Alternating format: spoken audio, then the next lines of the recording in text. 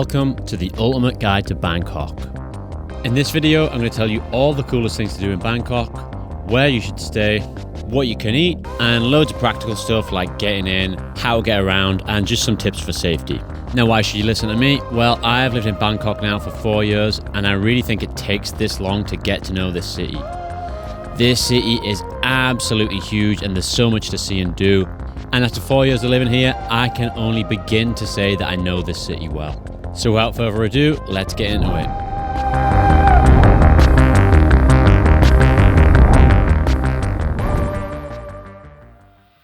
So I'm going to start with all the cool things that you can do in Bangkok because that's the most interesting to me. Bangkok is a huge city. You could spend a long time here.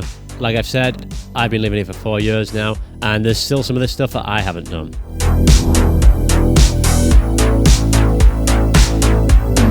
Let's start with looking at the temples because they're one of the things that makes Bangkok such a unique city. So there are smaller temples dotted around the city, pretty much anywhere you go in Bangkok.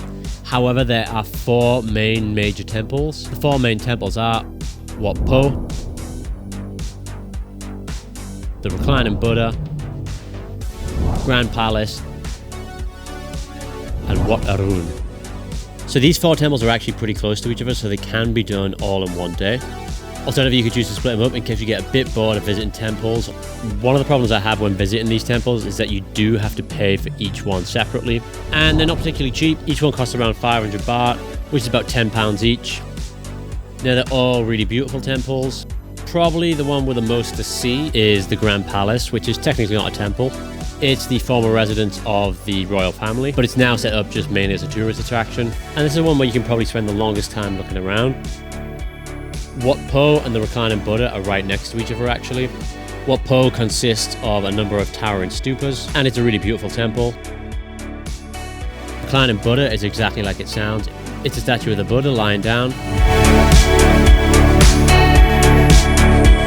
My personal favourite one is Wat Arun, and this is actually just across the river from the other two. To get in, you have to take a quick boat over. Actually, in my opinion, you get the best views of this from across the river, and especially at night when it lights up.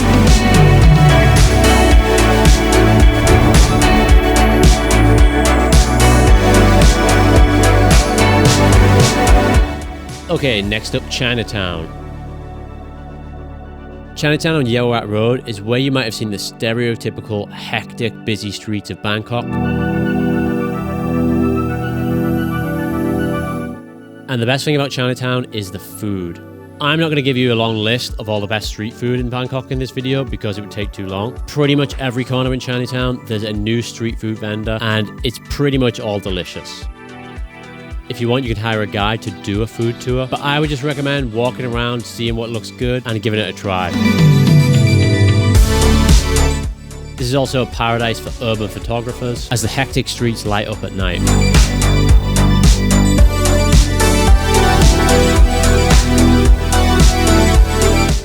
Now to the Chao Phraya River, and one of my top recommendations for things to do in Bangkok is a riverboat tour. Now, I've actually recently did a whole video on this, so please check out my Chao Phraya video. I'll link it up above here.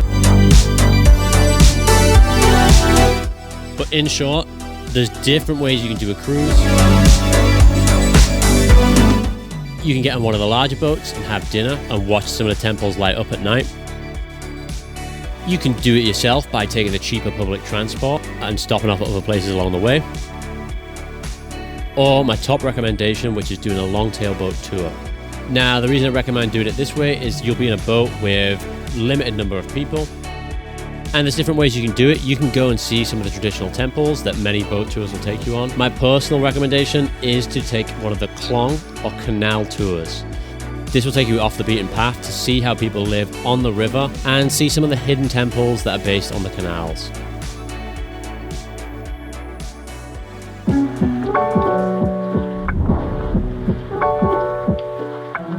Bangkok is famous for its markets. There's so many different markets based around Bangkok. I'm just going to mention some of the top ones. The outright most famous has to be Chachoengsao Market. This is the biggest weekend market in the world. This is probably the best place to come buy souvenirs, as it sells anything from Thai spices, funny t-shirts, and traditional clothing. The street food here is limited, but it is pretty good. You can also grab a beer while you're here too.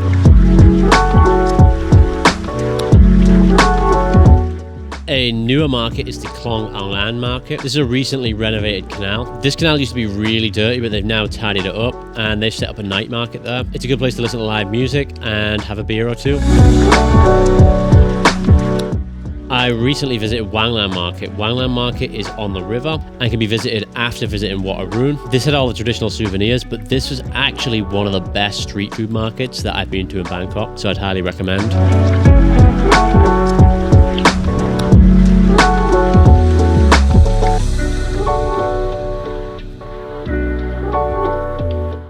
Lumpini Park is the biggest park in the city, and it's the best place to go see some of the local monitor lizards. Now these things can grow pretty huge, up to about 3 meters. They're not dangerous. In fact, they're pretty scared of humans, but they do roam freely around the park, which is pretty cool to see.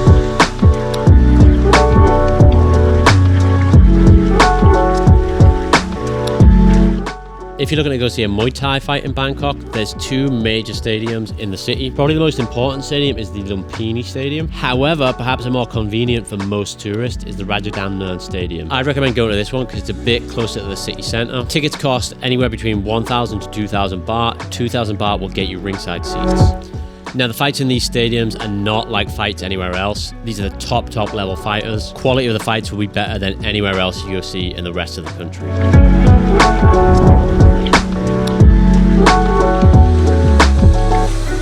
Food. Bangkok is one of the best cities in the world for food. It has everything from high-class restaurants to cheap street food. The highest-end restaurants may need a reservation beforehand. One thing to note about the street food, it has a reputation of people getting sick from it. However, I've never actually heard of anyone getting sick from it in Bangkok. I think it's a complete myth. Most of the street food in the city is clean and good to eat. And in fact, if you're not eating it, you're missing out. If you are nervous about that kind of thing, though, you can easily check reviews on Google for almost any restaurant in Bangkok, even some of the street food stalls, so you can find out if it's good or not by doing that. My main recommendation for knowing what to eat in Bangkok is to buy the Thailand Michelin Street Food Guide. This book will tell you all the best places to eat in Bangkok and around Thailand. Although it's Michelin star, it has a street food section, and this includes anywhere you can get a meal for under $20, so they do have some of the stalls and stands here as well. However, again, just part of the fun in Thailand is just going with the flow and eating what looks good.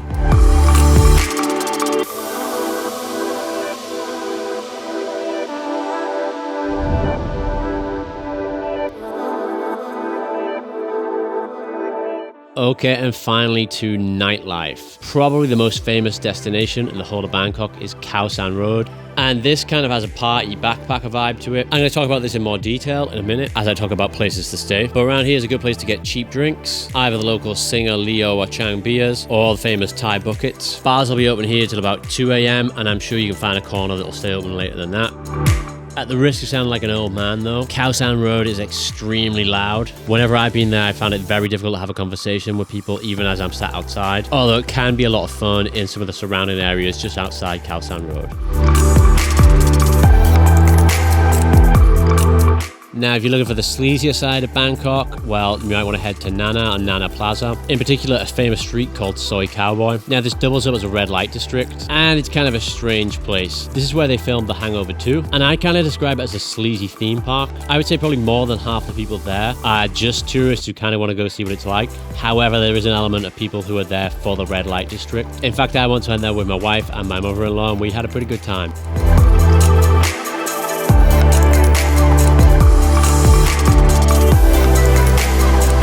If you head to areas just off Sukhumvit Road, like Asok or Phrom Phong, you can find a lot of upscale, cocktail and whiskey bars, as well as plenty of rooftop bars to get great views of the city. So that's it for the main list of things to do in Bangkok. But that's not to say you have to do any of these things. Part of the joy of Bangkok is just kind of walking down the side streets, seeing what you see, and taking in this crazy, hectic city.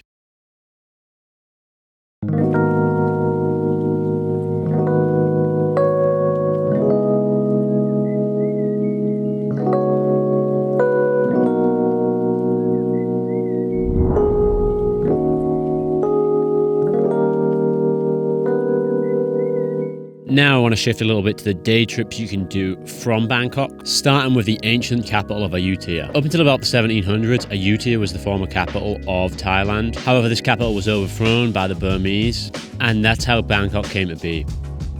This is a really beautiful city, with the highlight being the ancient temples. You can get here either on a boat trip or by car. I would recommend contacting a local tour company. They'll take you to all the right spots, because you'll need some public transport once you're actually in Ayutthaya. All the temples aren't in one place. You'll have to drive around a bit to get to the different ones.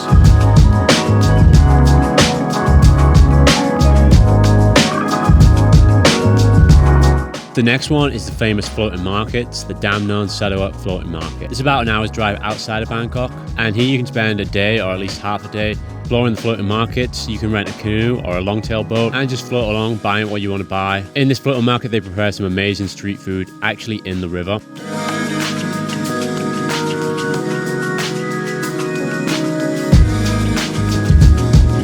If you want to check out some more of the freakier temples, you can go to Chachoengsao. Chachoengsao is a city that's famous for its mix of Hindu and Buddhist temples, the highlight of which is the pink statue of Ganesh here. Again, this is about an hour to an hour and a half drive out of the city. Finally, some day trips that I'd actually recommend spending a few more days there. Khao Yai and Pattaya. Khao Yai is a national park, and it's home to elephants, monkeys, bears, snakes, and many other different kinds of animals that are native to Thailand. It has some of the best trekking, and I would recommend doing a trekking guide there. I hesitate to call it a day trip because I would actually recommend staying over and staying in one of the campsites.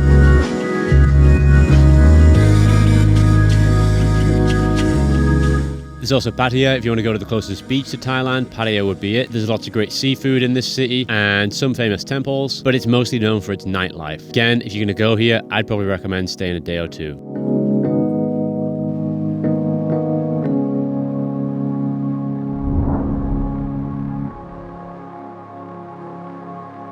Now let's talk a little bit about where to stay in Bangkok, and I'm going to give you 3 options.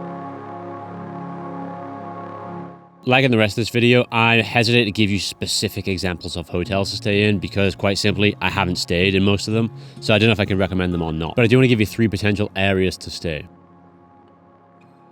Up first is the riverside. So what's good about this place? Well, it's near temples, so you can explore them over a few days rather than one crazy hectic day. They have some very nice restaurants and bars nearby. It's a relatively clean and peaceful area. You get amazing views of Wat Arun at night when it lights up, especially if you're staying in ones directly opposite it.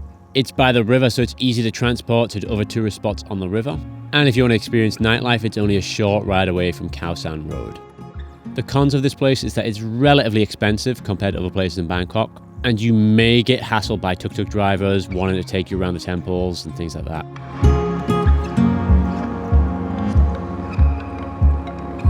Next up is Khao San Road, which I already talked about a little bit in this video in the nightlife section. So the pros of staying here are that it has lots of bars, it's very lively, and you'll have plenty of chances to meet other backpackers. This is where you'll see the wild party side of Thailand. Bars open until late. Plenty of opportunities to eat street food, and also plenty of street massage parlors where you can get a cheap massage. In fact, everything is generally pretty cheap here, accommodation included. And finally, because it's one of the main tourist spots, you'll be able to get lots of help organizing trips, tuk-tuks, transport to your next destination, and things like that. Cons of Khao San Road are that it's not the nicest area. Like I said earlier on, it gets very loud at night, so I would actually recommend not staying on the Khao San Road itself, but maybe nearby. It has the seedier side of Bangkok, lots of prostitution and opportunities to see ping pong shows. And in fact, you will get hassled a little bit to go in these places, especially if you're a single male. Although it has plenty of street food, the quality of the food and the drinks around here aren't quite as good. It's not particularly close to public transport like the BTS. And finally, to me, Khao San Road has a bit of a gimmicky feel to it. For example, there's plenty of chances to buy some fried scorpions or bugs and stuff like that, which to me is kind of not real Thailand. Thai people don't eat that kind of stuff, and it's kind of done as a show to show this kind of crazy wild side of Bangkok.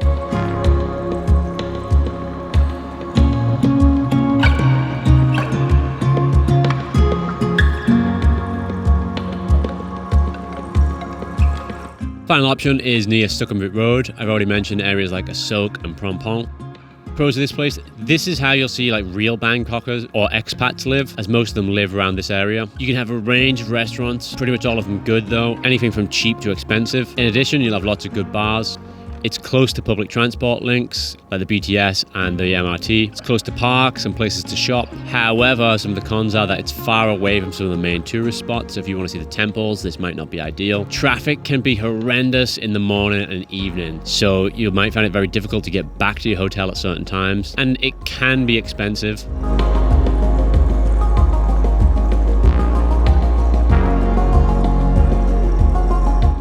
So these are the 3 main places I would recommend staying. If I were you, I'd do some research around all 3 of these and see what you can find. For example, you might be able to find some cheap places in the Riverside area, which that might be useful for you.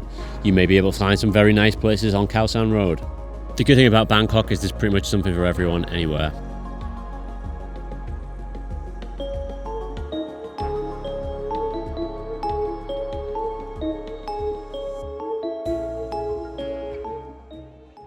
Okay, for the rest of the video, I want to talk about some of the more practical stuff about Bangkok and getting around. And I'm going to talk now about getting into Bangkok and public transport. So there's 2 airports in Bangkok, Dongmung Airport and Suvarnabhumi Airport, which is the biggest one. Most people will fly in and out of Suvarnabhumi Airport. Dongmung has a metro, which can take you towards the city centre. Suvarnabhumi does not. But in either of them, it's both quite easy to take a bus or a taxi into town. Buses from the airport are around about 60 baht. The disadvantage of this is you're going to have to wait for the bus to fill up.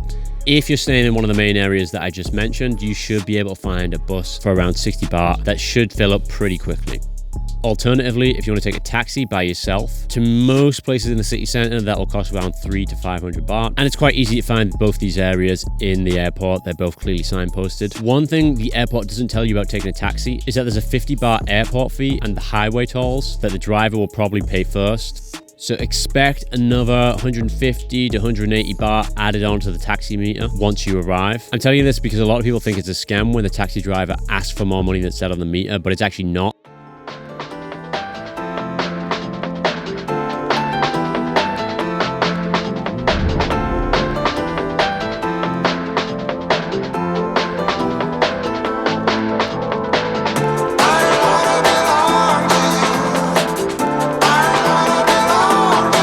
Now, getting around. Well, my main recommendation is to download the Grab app. And this works pretty much exactly like Uber. You'll be able to get a driver to you pretty much anywhere in the city. And I like this for a number of reasons. One, it's safer. It's easier for you to see where they are. And it's easier for you to not get scammed. You won't get scammed on this app because there's prices set beforehand. However, if that's not your thing, taxis are still pretty cheap. But I would make sure the meter is on. Occasionally, some drivers will try to scam you, especially if you're getting it from the tourist areas. Another disadvantage of the taxis is that some will not have seatbelts. And this is a problem because Thailand is one of the most dangerous places to drive in the world, especially around Bangkok. You can also get a tuk-tuk, which is more expensive than a taxi, but kind of fun. I would actually recommend getting one down Yaowarat Road in Chinatown, because here you can kind of see the bright lights of the city. I recommend checking the price beforehand with a driver, just to make sure that you know exactly how much you're expected to pay at the end.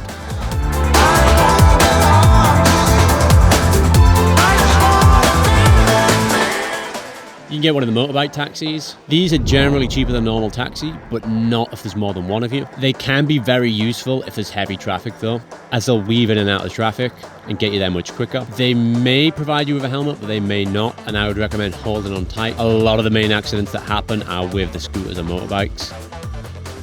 Buses can be cheap, but very slow, especially in heavy traffic. They're also not the most comfortable. Bangkok has 2 separate metro systems called the BTS and the MRT, and unfortunately you'll need a card for each one of them. The card doesn't work on all of the metros. This can be very convenient if you're staying near Sukhumvit Road. However, they do not get you everywhere in the city. It's not the biggest metro system in the world, but this can be very useful during rush hour to avoid the traffic.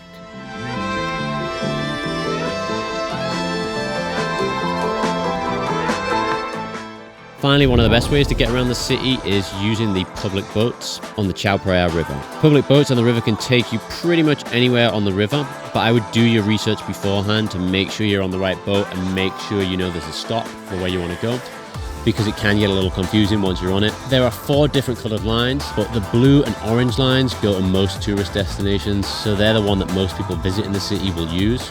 The other ones are more express lines that will get you to the end of the line quicker. On the tourist lines, there will probably be someone on the boat who can explain where to get off for you. So if you do get stuck, there might be someone there to help you.